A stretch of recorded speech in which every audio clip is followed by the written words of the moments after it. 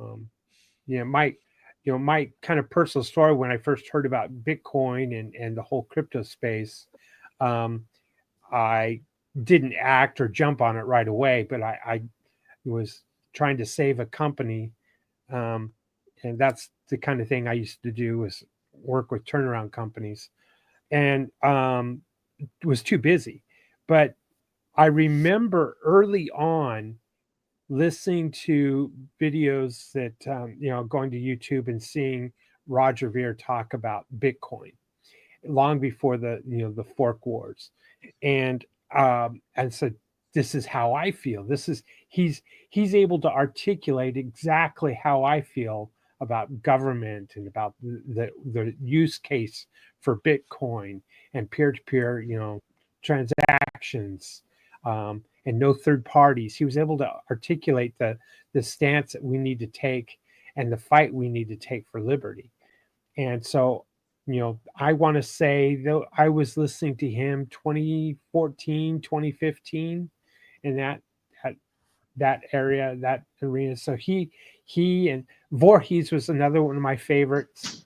Um, and you know, I said, "Wow, these are my peeps. This is how I feel." On the political matters and certainly matters of the state as well as matters of how money should be free from the state. And that was the beauty that Bitcoin was introducing to the world was we could have sound money without the state. And there was no better champion to talk about those things other than Roger. And still to this day, and like you've said over and over, and many have said, Aaron, that's why they're going after him is to shut him up, to quiet him, to you know put him in a spot where he is unable to speak, because it would be bad for his court case or whatever, which is the same as thing as locking him up. It's probably even more cruel because you don't know when that door is going to swing open and it's a SWAT team and say, okay, the extradition is happening now. And what a horrible way to live.